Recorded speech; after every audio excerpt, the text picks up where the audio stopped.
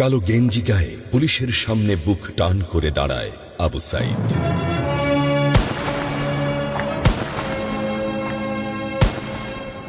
Police তাকে রক্ষা করার বদলে গুলি করে।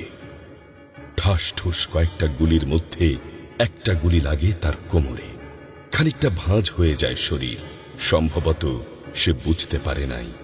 ঘাড় ঘুরিয়ে কোমর দেখার চেষ্টা করে একবার, তারপর আবার আগের মতো আবার দুই হাত প্রসারিত করে সিনা টান করে দাঁড়ায়।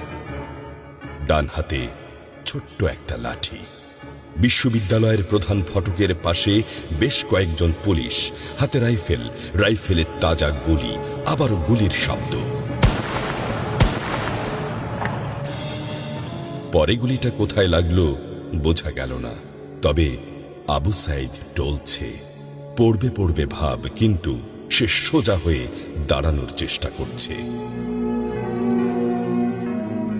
গুলি খাওয়ার আগে ফেসবুকে তার শেষ পোস্ট ছিল, যতদিন বেঁচে আছেন মেরুদণ্ড নিয়ে বাঁচুন।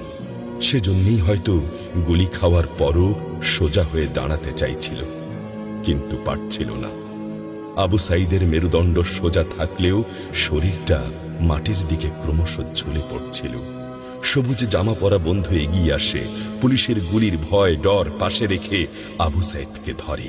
আরো দু একজন আসে, আবু সাইদকে হাসপাতালে নিতে হবে। আবু সাইদ হাঁটতে পারছে না, শরীর ছেড়ে দিচ্ছে।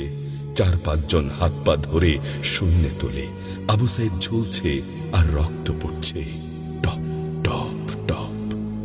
যে আবু সাইদ কিছুক্ষণ আগেও বুক চিতিয়ে দাঁড়িয়ে কোটা সংস্কার আন্দোলনে নেতৃত্ব দিচ্ছিল, সে এখন শূন্যে ঝুলছে, যেভাবে ঝুলছে মেধাবীদের ভাগ্য।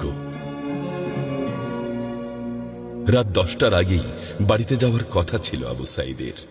মা অপেক্ষা করছে, বোন অপেক্ষা করছে।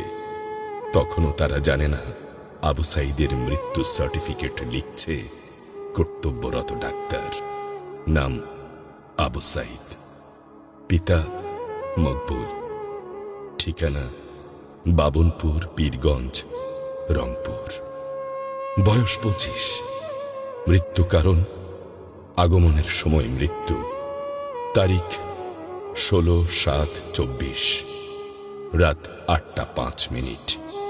Serial number 240434, Rangpur medical college হাসপাতাল।